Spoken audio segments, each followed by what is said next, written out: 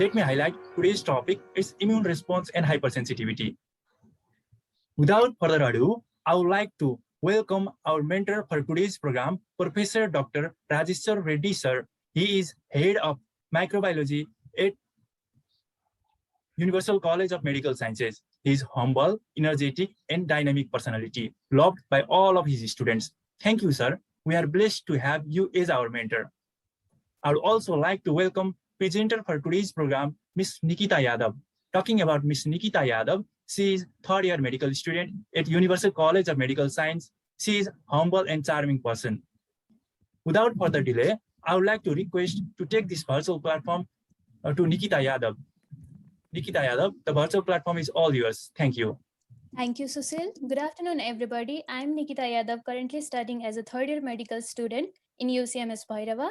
First of all, I would like to thank the Grey Medicos team for providing us with this beautiful platform, and also Professor Dr. Rajeshwar Reddy sir for giving me the opportunity to be the part of this session.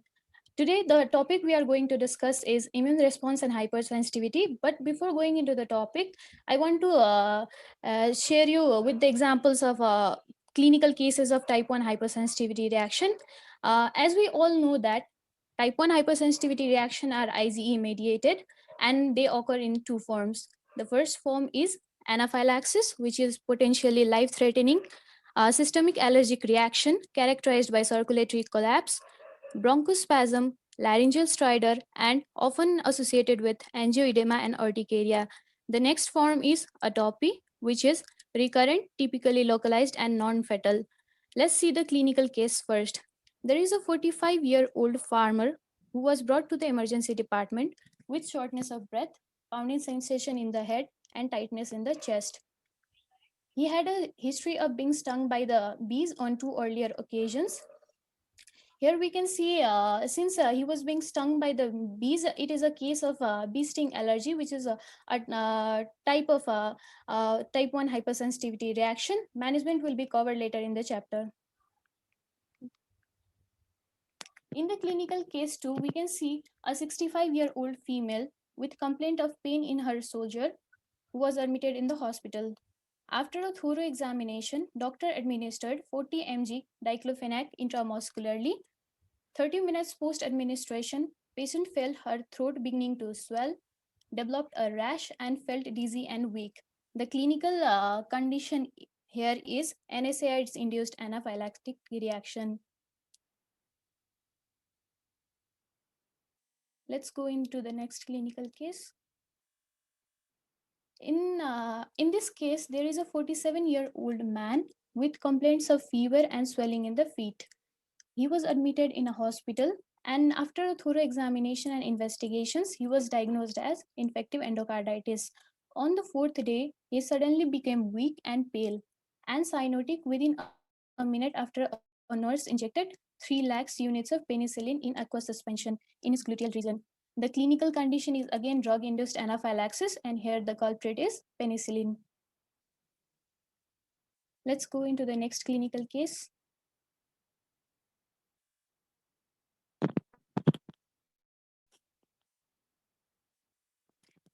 Here is an 18-year-old student who has recently joined MBBS.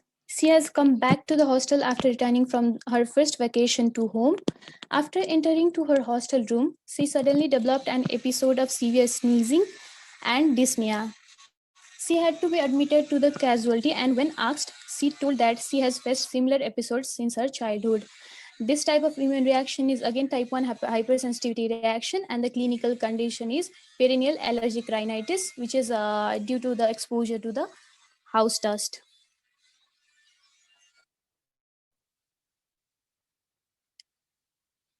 In this case, there is a 29-year-old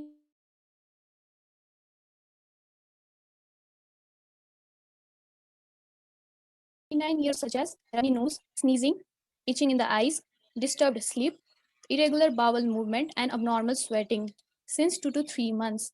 The clinical condition is again the of allergic rhinitis, which may be due to any physical or chemical irritants.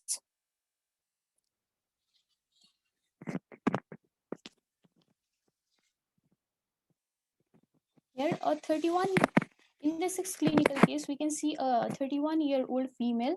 She had a pet cat. She came to the hospital with persistent symptoms of nasal congestion, rhinorrhea, sneezing, and nasal pruritus.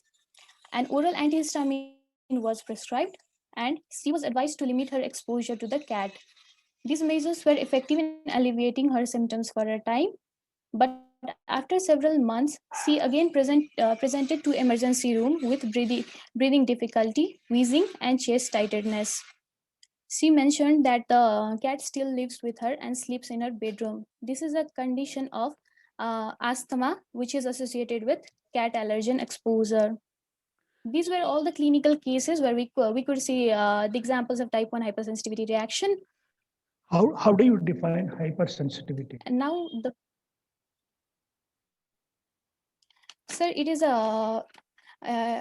any tissue damaging immune reaction. Yeah, how it happens? Also, Due to what? sir, it happens due to exaggerated immune response on sensitized host.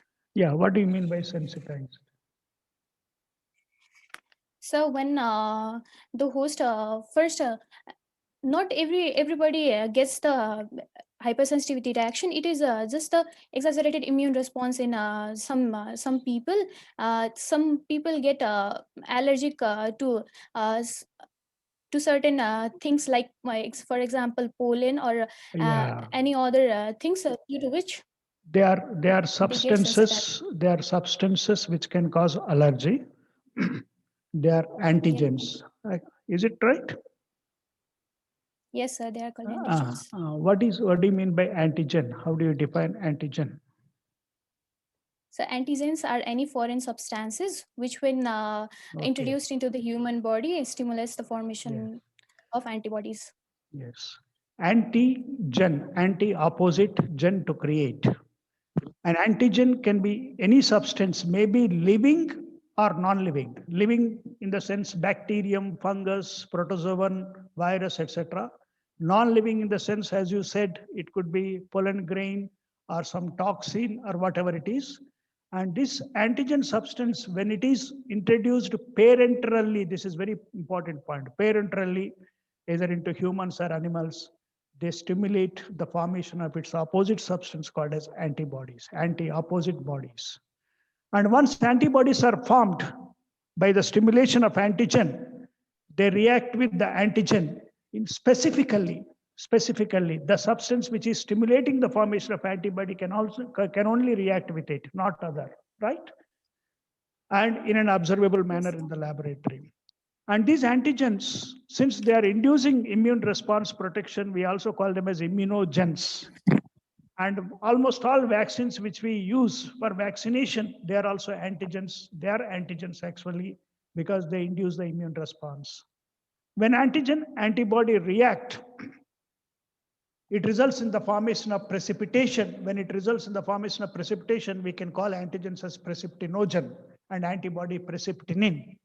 Similarly, when antigen-antibody reaction leads to agglutination, the antigen can be called as agglutinogen and the antibody can be called as agglutinin, right? And some of these antigens, they induce allergy, hypersensitivity. Just now you presented the cases. So we call them as allergens. So it is a synonym. Okay, fine. Now we said antibodies. These antibodies, now the name is immunoglobulin. Both are same. There is slight difference, of course.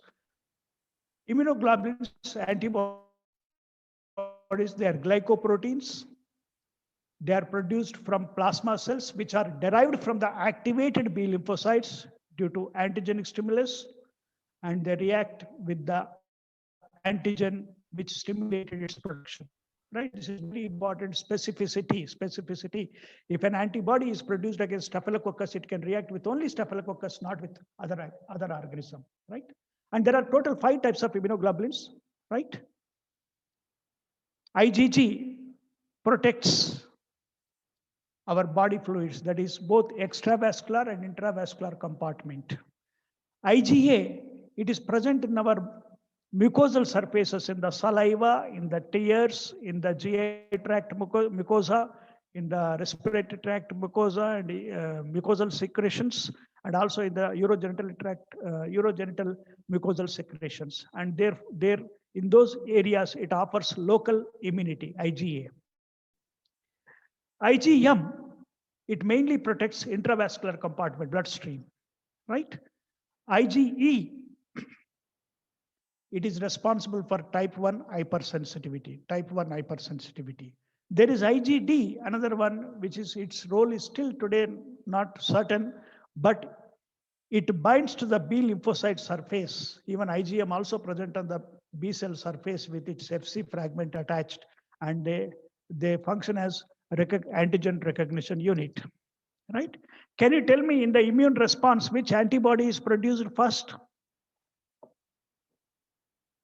Are you able to hear me?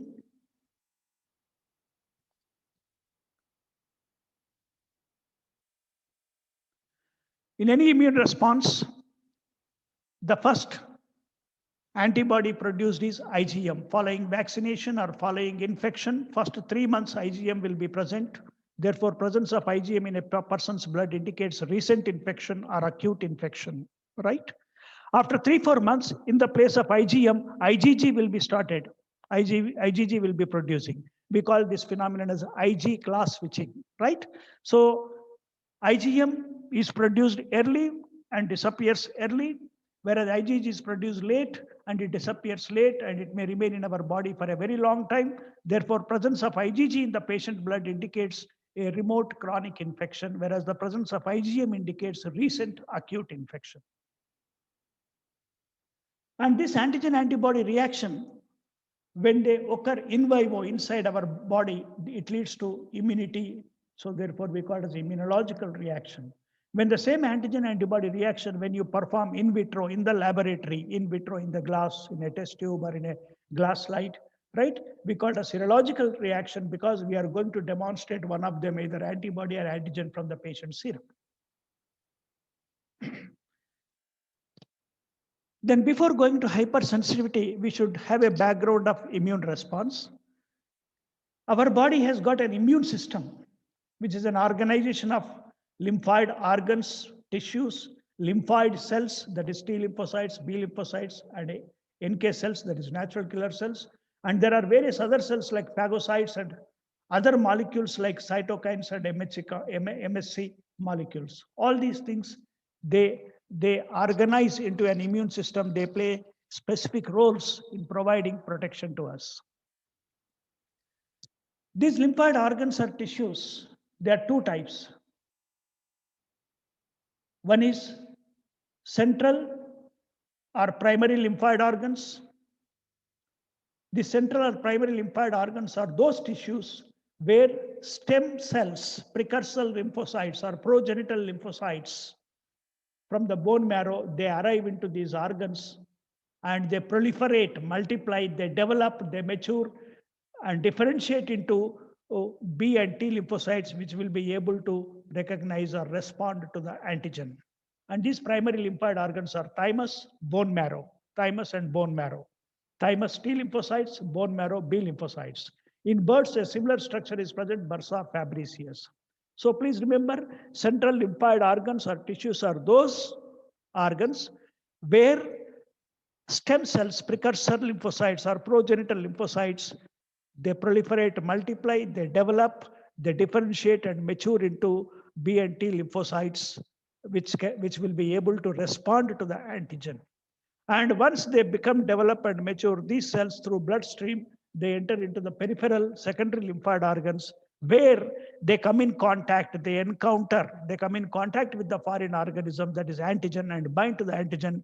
And once it is stimulated by the antigen, again, they proliferate, differentiate into effector cells, which will affect the immune response. And these secondary peripheral lymphoid organs are spleen, lymph nodes, mucosa-associated lymphoid tissues. These mucosa-associated lymphoid tissues are present in the intestine, Peyer's patches, or tonsils. Similarly, in the respiratory tract, bronchus-associated lymphoid tissues, in the skin-associated lymphoid tissues, etc. In various mucous, the tissues associated with mucosa, they will be able to respond. So peripheral lymphoid organs are those those organs where lymphocytes, the mature developed lymphocytes from the central lymphoid organs, they come here, they come in contact with the foreign organism. That's very important. They come in contact, they encounter the foreign organism or antigen, and then they will be activated into effector cells. See, this is from the bone marrow, the stem cell, right? It develops into lymphoid progenitor cell, which enters into the through blood circulation and enters into the primary lymphoid organs to develop into T and B lymphocytes.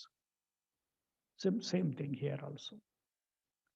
Then lymphocytes, based on their function and surface molecule markers, that is molecules present on their surface, they are classified into three main groups: T lymphocytes, B lymphocytes, natural killer cells. The lymphocyte function mainly recognition of foreign antigen, and once they recognize, they stimulate, they will be activated and provide immune response.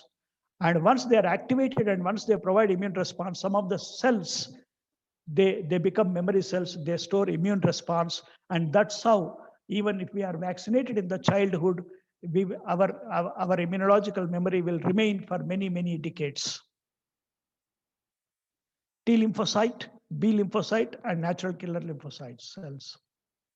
All the T lymphocytes on their surface, you can see here, this red color, they will be having a T cell receptor, T cell receptor. This T cell receptor, it is capable of recognizing the antigen.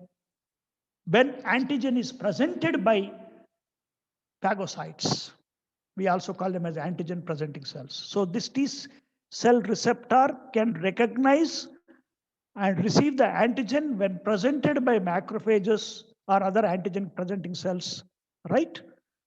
That we will go into in detail in the next coming slides. Then on the surface of these lymphocytes, there are some other molecules, glycoprotein markers. We call it as cluster of differentiation molecules or CD molecules. For example, most famous example is CD4 and CD8. CD4 cells, they are T helper cells. CD8 cells are cytotoxic lymphocytes. There are total 370 CD molecules till now. They have been identified, and every day some new numbers are added. And each CD molecule can be identified with its reaction with specific monoclonal antibodies. So every WBC, every lymphocyte, they have got some CD molecules, different CD molecules, based on which we can classify them into different categories, right? So this is CD4, this is CD8 on cytotoxic cell. And they are derived, come from the plasma membrane like this.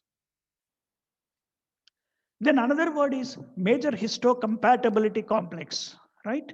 This MSC complex is a group of genes which codes for a group of surface molecules which are present on the surface of all our cells, right? And they can bind to these antigenic fragments which are presented by the macrophages, right? And they present to the T lymphocytes. I'll show you the picture. See, this is the HLA molecule.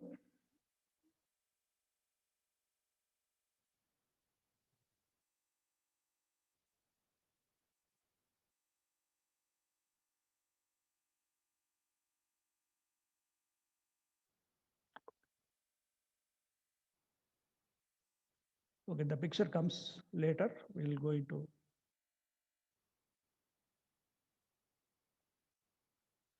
So major histocompatibility complex, it is a group of genes. They code for some surface molecules which are present on the surface plasma membrane of all our cells, right? And they will be binding to the antigenic fragments presented by the phagocytes. In our body, the first line of defense is phagocytosis. The phagocytes engulf the foreign particle, they cleave it, and they display on their surface through these MSC molecules, so that the T lymphocytes can recognize them through T cell receptor, right? And these cell surface molecules, though they are present on almost all cells of our body, they were first discovered on the surface of WBC leukocytes. That's why they are popularly called as human leukocyte antigen complex. are HLA molecules, and the genes are called as HLA complex, right?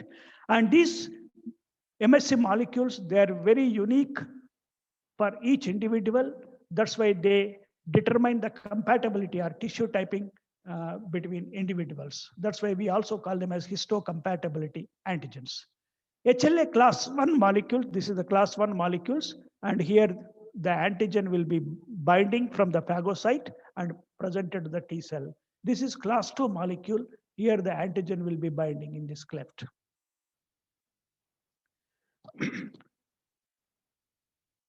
The CD4 lymphocytes are Th helper cells. T helper cells, they can recognize the antigen and they can accept the antigen only when it is presented with MSC class 2 molecules. Otherwise, they cannot. Similarly, cytotoxic lymphocytes or CD8 cells, they can recognize the antigen only when presented with MSC class 1 molecule, but not otherwise. Is it clear? And this phenomenon is called as MSC restriction, MSC restriction. Now, before going to the actual hypersensitivity and immune response, the T lymphocytes, they're mainly, there are many subsets, but we are more importantly concerned with CD4 plus helper T cells and CD8 plus cytotoxic T cells. CD4 helper T cells following antigenic stimulus, right? When antigen presenting cells, particularly phagocytes, they process the antigen, they present along with MSC2 molecules to helper cells we have discussed in the previous slide. And once they are presented to T helper cells will be activated and they differentiated into Th1 or Th2 subset. This Th1 subset, they produce gamma interferon and interleukin 2 cytokines, right? And they activate macrophages and cytotoxic cells to promote cell-mediated immunity. Cell-mediated immunity is more relevant in case of intracellular infections, like viral infections or tuberculosis, right? Or tumor cells, right? In such cases, this cell-mediated immunity is more relevant. That will go next. And this Th2 subset, they produce interleukins, IL-4, IL-5, IL-6 cytokines. They are chemical messengers. They act on the B lymphocytes so that they present the antigen and they activate the B lymphocyte.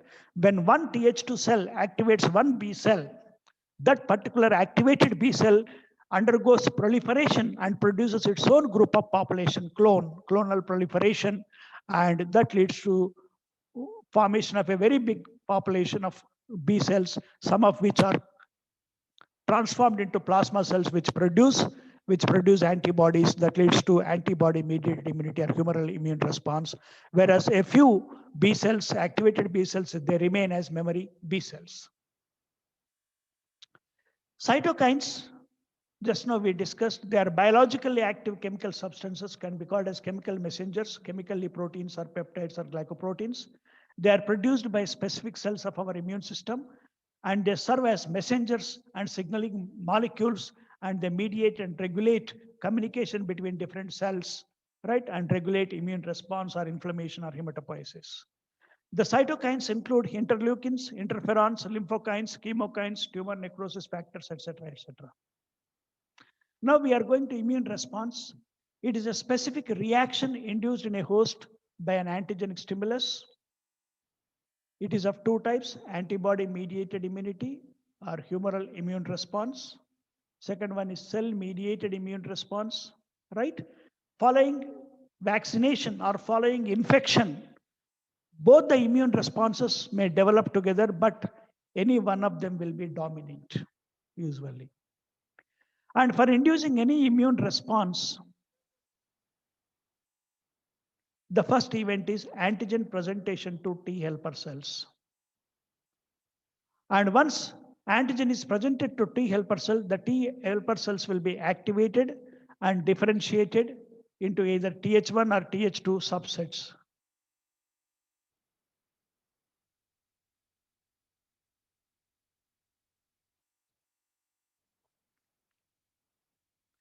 Now I'm showing the antibody-mediated immune response, how it responds.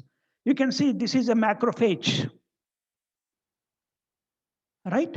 It is the first line of defense in our bodies. Whenever a foreign organism, bacterium, virus, fungus, protozoan, anything enters, these phagocytes, they engulf and they cleave them, they kill them. And the bacterium is ingested by phagocytosis and it has been cleaved into different fragments. And these fragments, antigen fragments, are displayed or presented on the surface of phagocyte on the MSC class 2 molecule. Just now we said MSC class 2 green color, right? They are surface molecules, tissue specific molecules present on all our cells. And when it is when this antigenic fragment is presented through MSC class 2 through class 2 molecules to the helper T cell, right?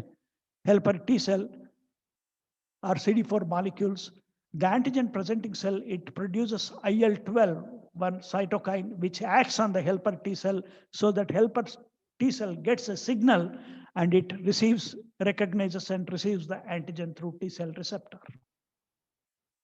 I hope it is clear. And once this T helper cell receives the antigen, it will be activated and it will be transformed into Th2 cell. And once it is transformed into Th2 cell, it produces certain interleukins, IL-2, IL-4, IL-5, IL-6, which also act as B cell differentiation factors or whatever it is. And it presents the antigenic, this antigen that is received on the T cell receptor, it presents to the B lymphocyte. Right? And once it presents to the B lymphocyte will be activated and it differentiates into a group of memory B cells and a group of plasma cells. The plasma cells will be producing antibodies which will react with the antigen. And these memory B cells will be remaining in our body. And in future, if the same antigen enters anytime after 5 years or 10 years, these memory cells will memorize and they will react, they will be activated and they induce immune response against this particular antigen. And that is the basis of vaccination in the childhood. The same slide. This antibody-mediated immunity mainly provides protection against extracellular bacterial infections. Extracellular bacterial infections, extracellular, very important. It also provides protection against respiratory and intestinal viral infections, and it prevents the recurrence of viral infection, repetition of viral infections. It also provides protection against toxin-induced diseases like diphtheria, tetanus, etc.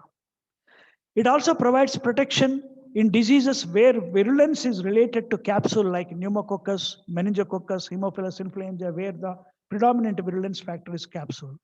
So these are all the protective mechanisms, but antibody-innate immunity can also lead to hypersensitivity, immediate hypersensitivity, type 1, type 2, and type 3, and certain autoimmune diseases.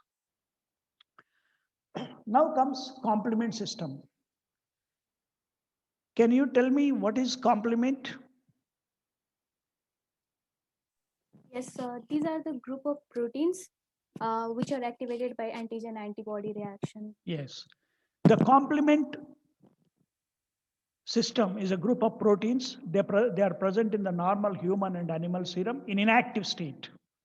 They are activated only by antigen-antibody complexes or during antigen-antibody reaction. And once they are activated, they mediate many biologically significant consequences like cell lysis or immobilization, etc. Right? Do you know how many components complement system contains? Complement system consists around 30 chemically and antigenically distinct proteins. They are categorized into three groups: complement components, propertin system, and control proteins. So this complement components, they are total 9 different proteins designated from C1 to C9. C1 again, it is made up of 3 subunits: C1q, C1r, and C1s. So there are this complement components total, there are 11 different proteins. We said complement will be activated whenever antigen-antibody reacts. This yellow color is antibody, and here this pink color is antigen. When antibody-antigen reacts, The complement which is present in inactive state in our blood, it will be binding to the antigen antibody complex at the Fc fragment, and it gets activated and mediates a cascade reaction. For example, this is a bacillus. You can see rod-shaped organism, bacillus. To this, antibody is produced and reacted. You can see here antibody, Y-shaped antibody. When antigen bacterium and antibody reacted, the complement component is activated, C1 is activated, and and after that C4, C3, C2, C4, C2, C3, right? They will be activated in a sequence. And here you can see C5, C6, C7, C8, they are activated subsequently, and they cause lysis of the host cell antigens. You can see knife-like structure, and intracellular components will be leaked out. As a result, it leads to cell lysis. And this is the basis of antibody-mediated immune response. Antibodies mean when react with the antigen, they may neutralize the antigen, they may cause immobilization, whatever it is. All those things happen through the complement activity. It is complement which is killing the foreign organism. This is very important, not antibody directly. Then cell-mediated immunity. Can you tell me what is cell-mediated immunity? So the immune response which do not involve antibodies are known as cell-mediated immune. Yes. Here in the cell-mediated immunity, the target cell will be destroyed. In our body, every day, some of our normal cells, they become malignant tumor cells. And there are many viruses. They are present as a normal flora in our body, in the intestine, in the respiratory tract, right? They will be infecting our cells. And these virus-infected cells and tumor cells, right? They will be destroyed by our cell-mediated immunity, by both antigen-specific cells and non-specific cells also. The most important mediator in cell-mediated immune response is cytotoxic lymphocyte, right? Which is usually antigen-specific. Whereas other cells, macrophages, NK cells, neutrophils, eosinophils, they also contribute to CMI, but their action is non-specific. They do not involve any antigen. We said antibody-mediated immunity provides mainly protection against extracellular infections, whereas cell-mediated immunity is more relevant against intracellular pathogens, particularly obligatory intracellular organisms, which are compulsorily intracellular pathogens like viral infections, like tuberculosis, chlamydia, rickettsia, plasmodium, leishmania, trypanosoma, cryptosporidium, pneumocystis. They are obligatory intracellular. For them, cell-mediated immunity is the only way our body provides immunity protection. But there are some facultative intracellular. Here, when the organism is extracellular, antibody-mediated immunity will be active. Once it becomes intracellular, CMI takes its role, leading role. For example, Salmonella, Listeria, Yersinia, Histoplasma, Cryptococcus, etc. This cell-mediated immunity also provides protection against cancer, tumor cells, and damaged cells or altered cells. But it also produces delayed hypersensitivity, type 4 hypersensitivity, another aspect of cell-mediated immunity that we demonstrate in the laboratory, in the hospital by Mantox test or tuberculin test. It also plays very important role in the transplantation immunity in graft versus host reaction. See, when I was referring to MSC complex, actually I was looking for this slide. You can see this is the phagocyte, right? This is the viral infected cell. This is the virus infected cell, right? When virus infect this cell, pink color cell, the viruses will be undergoing replication inside intracellularly, and the viral proteins will be produced green color. These viral proteins are displayed on the surface of the cell through MSC class 1 molecules. Then when it is displayed or presented through MSC class 1 molecules, CD8 cytotoxic T lymphocytes through its T cell receptor, it recognizes. Is it clear? And here the word antigenic presenting cell does not apply because it is not a phagocyte, it is not an antigenic presenting cell. The foreign organism is multiplying in our body, in our cell. That cell is presenting antigen to cytotoxic T cell, so that the cytotoxic T cell destroys this cell, this viral infected cell. That's why the antigen presenting cell term strictly we don't apply here. See, you can see here, it is a virus infected cell, intracellular pathogen, right? And the pathogen fragment is presented an MSC class 1 molecule here, green color MSC class 1 and pink color is the antigenic fragment, is the naive cytotoxic T lymphocyte, CD8 lymphocyte with TCR lymphocyte, with TCR receptor. And the antigen from this viral infected cell is presented to this T cell receptor of this, so that this becomes activated.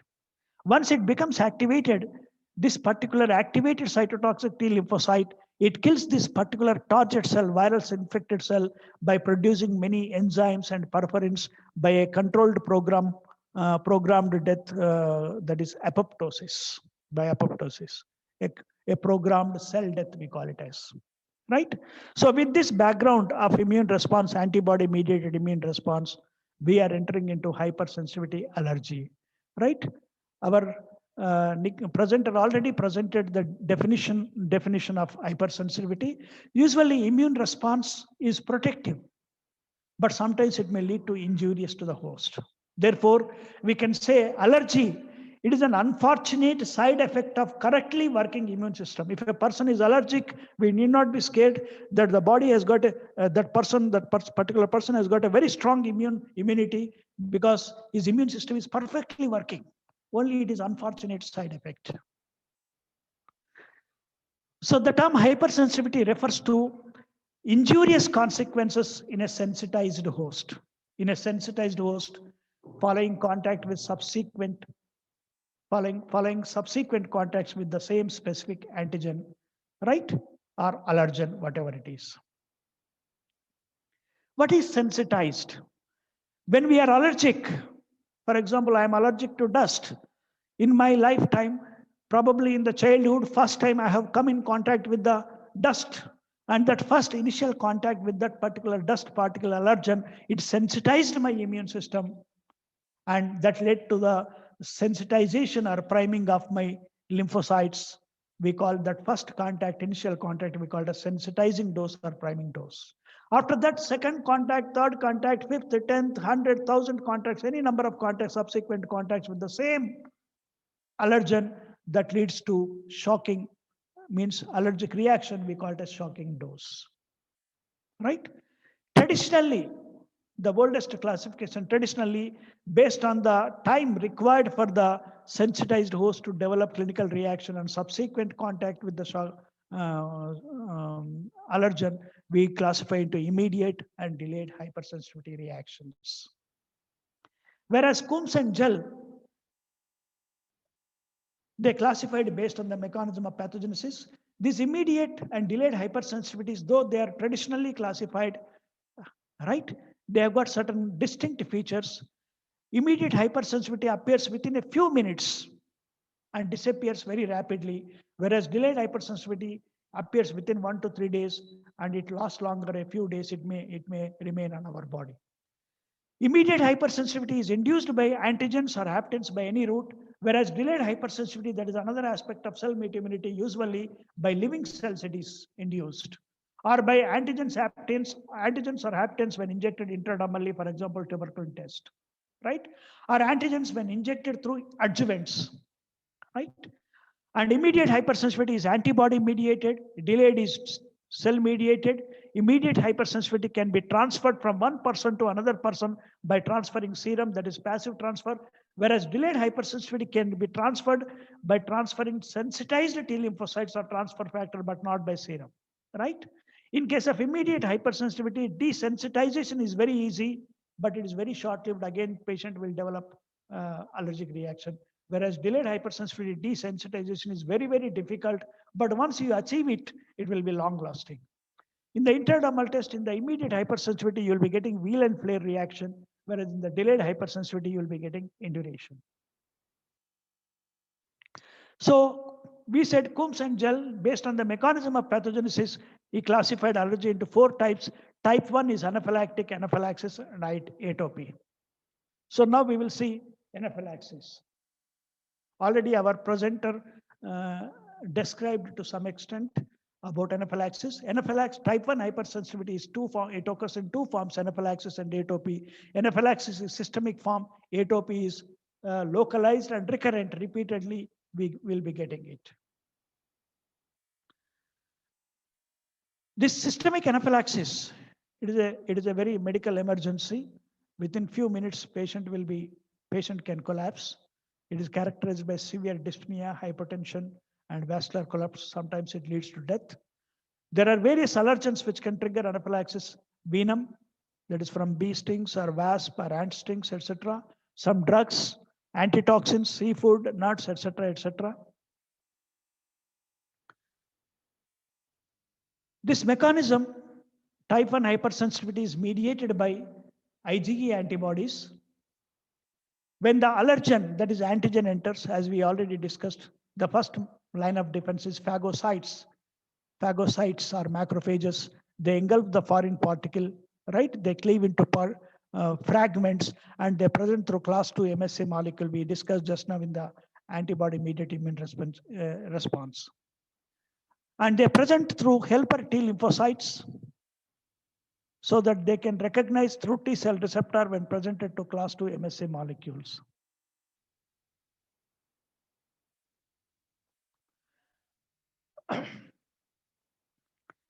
And once the allergen fragment is presented to helper T cell, it will be activated and differentiate into Th2 cell, right? And it presents the antigen to B lymphocyte. And the B lymphocyte will be activated and transforms into plasma cells, which produce antibodies and memory cells.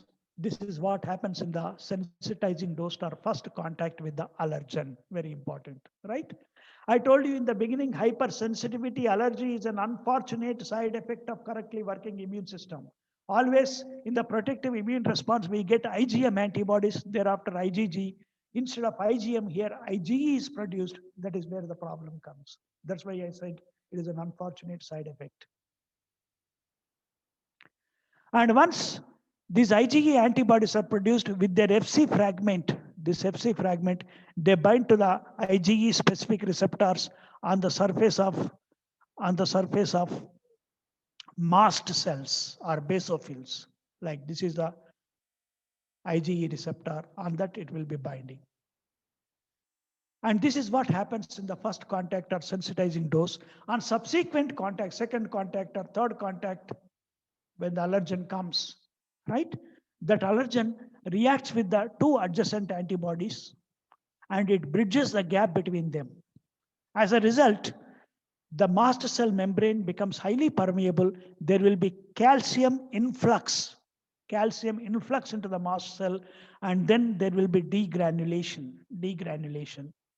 And granules will be released. They contain many pharmacologically active mediators, right?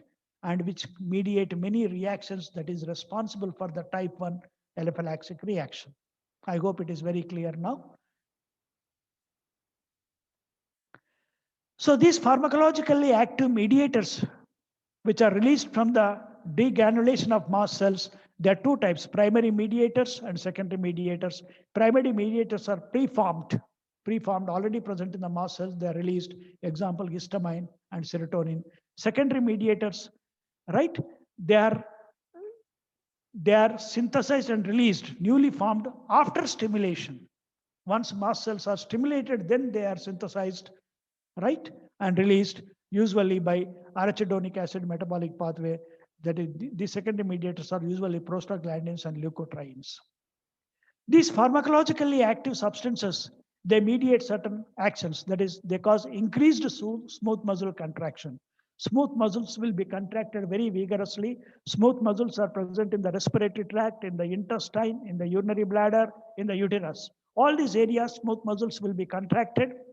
But we feel the difficulty only when the bronchioles, when the lumen of the bronchioles are narrowed, we feel difficulty in breathing, asthma immediately affect. And there will be increased vascular permeability and vasodilatation, and there will be increased bronchial mucus secretion. So all these actions in different combinations, they produce different symptoms like breathlessness, that is asthma, hypertension, and shock. Sometimes it leads to death. The primary mediators are histamine, heparin, serotonin, all these things. Secondary mediators are these things. Cutaneous anaphylaxis, it is skin testing before making any injection right? One clinical case is already presented due to injection of one particular drug. The patient developed a reaction. So therefore, before injecting, a small dose of antigen can be injected intradermally into a sensitized host, right? If there is a reaction, right, it can be known as cutaneous anaphylaxis, usually type 1 allergy anaphylaxis, we test it. There is a Sulch-Dale phenomenon. A person, allergic person, from an allergic person, if you take smooth muscle strips and put it in normal saline or Ringer solution outside in the in vitro in a Petri plate and add that specific antigen, those muscles contract very vigorously. We call it a Sulch-Dale phenomenon. This cutaneous anaphylaxis and Sulch-Dale phenomenon, they're used to demonstrate anaphylaxis in vitro. There is one more reaction similar to anaphylaxis, anaphylactide reaction. When some substances like peptone trypsin, when they are injected intravenously, they produce a condition similar to anaphylaxis. But it is not immune mediated, it is a non-specific mechanism. That's why we call it the anaphylactide reaction. This passive cutaneous anaphylaxis, just like cutaneous anaphylaxis and Sulch-Dale phenomenon, this is also used to demonstrate type 1 hypersensitivity, but it is in vivo. When a small dose of antibody is injected intradermally into a normal animal, that antibody is IgE, right? After injecting IgE antibody intradermally into a normal animal after 1 hour, after 1 day, right? When you inject the specific allergen with Evans blue dye, immediately at the site of the skin injection, intradermal injection, there will be bluing color. Wheel and flare reaction. This we call as passive cutaneous anaphylaxis. Then next, atopy. Can you tell me what is atopy?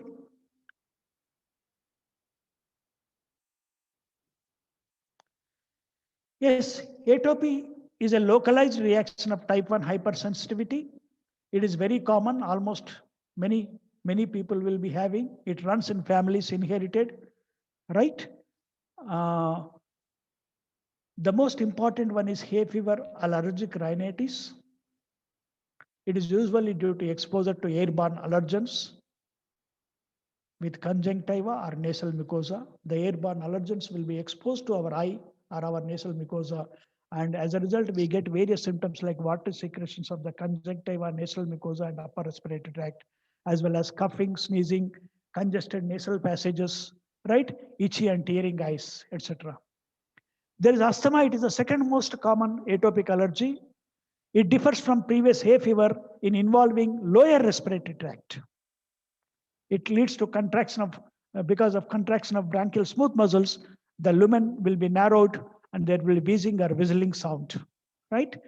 There will be airway edema and increased mucus secretion. All of them, they lead to bronchoconstriction and dyspnea.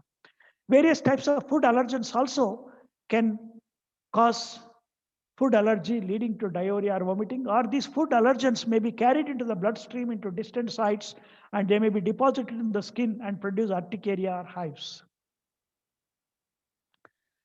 Similarly, erythematous skin eruptions and drug allergy also will be produced.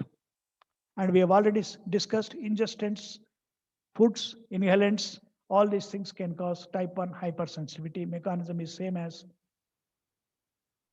anaphylaxis.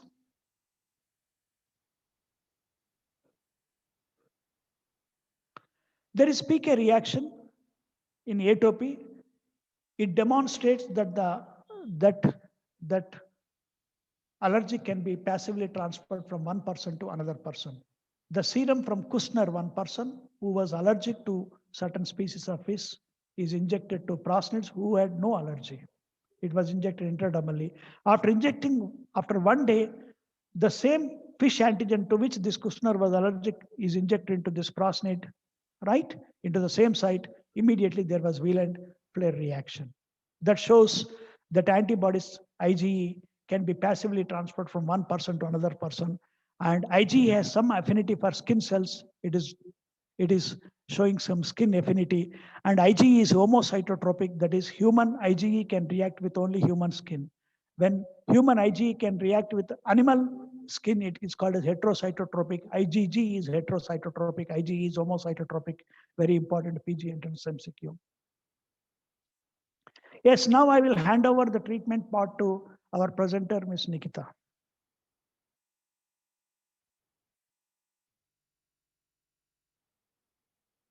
Yes, Nikita? Sorry, Hello? sir. Sorry, sir. Yes, sir. Here are some of the drugs that we can use in type 1 hypersensitivity. First of all, as we can see that anaphylactic reaction is an emergency condition, so we have to manage the anaphylaxis reaction as an emergency management. First of all, we have to prevent the further contact with the allergen. Then we have to ensure the airway patency to prevent hypoxia. Then as we can see, as sir told us that adrenaline is a drug of choice for the management of anaphylaxis, we can give adrenaline 0.3 to 1 ml in 1:10,000 solution intramuscular in adults, which is repeated at 5 to 10 minute intervals if initial response is inadequate.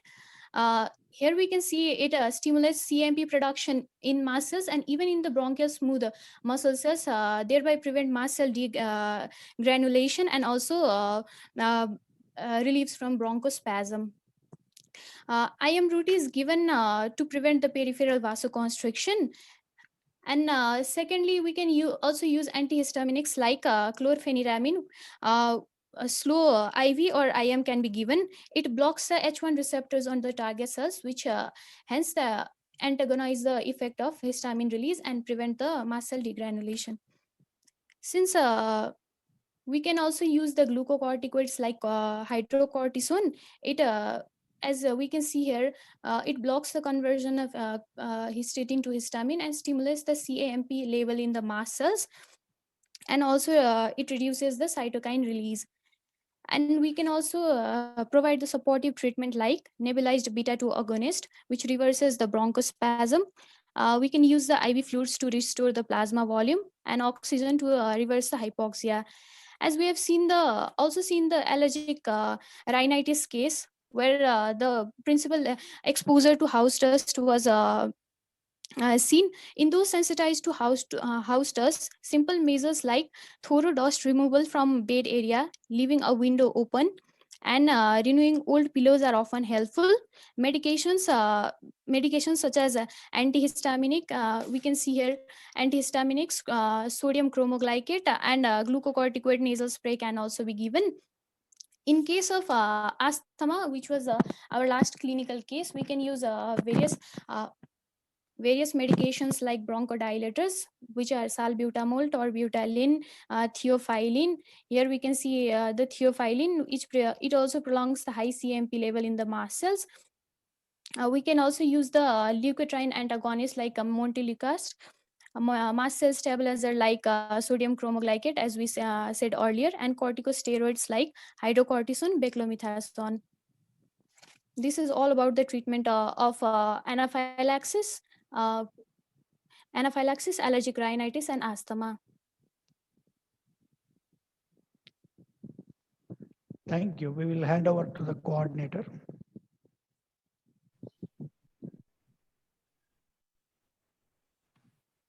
Thank you, sir. Thank you, Nikita. It was a fruitful session.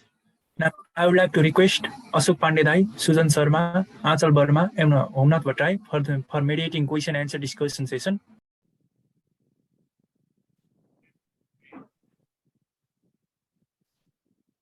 Okay, we do not have any queries. Now, I want to request Ayusha Bandari to present token of love to our mentor, Sir Professor Dr. Rajesh Reddy, sir.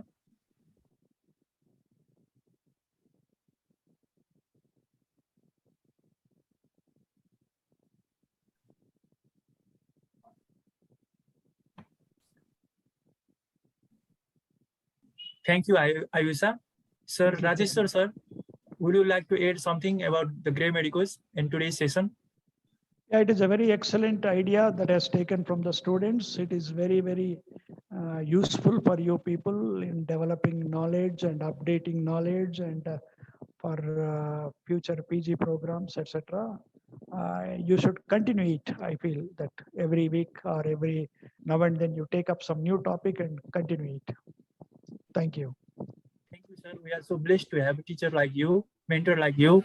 Ayusha, I would again like to present token of love to Nikita. Nikita, would you like to add some words from your side? Thank you, Susil. It was a great pleasure to be in this platform, and I think Grey Medicos is doing a great job. The motto is that from knowing nothing to knowing something. I think it is a great opportunity to see this type of session, so that we can know at least something in the lockdown days. Thank you, Susil. Thank you, Nikita. I would also like to ask Aisha to add some words from her side.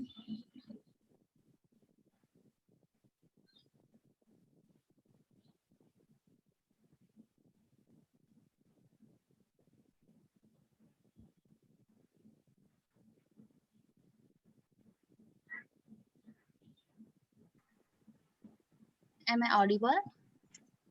Yes, you are. Thank you, Susil. Good evening, everyone. I am Ayusha Bandari, third year MBBS student from Gandaki Medical College.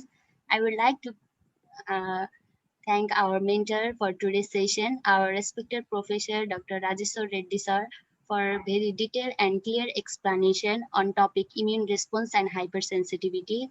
We are really grateful to sir who took his time from his hectic schedule so that all of us would learn something more. It has always been a privilege to hear from you, sir, and I think we will be continued to inspired by you. Thank you so much for your presence today. Also, I would like to thank Nikita Yadav for her beautiful presentation. Thank you. Thank you, Aisha. Now, I would like to hand over this virtual platform to Mr. Ravi Basyal for his Thanksgiving speech.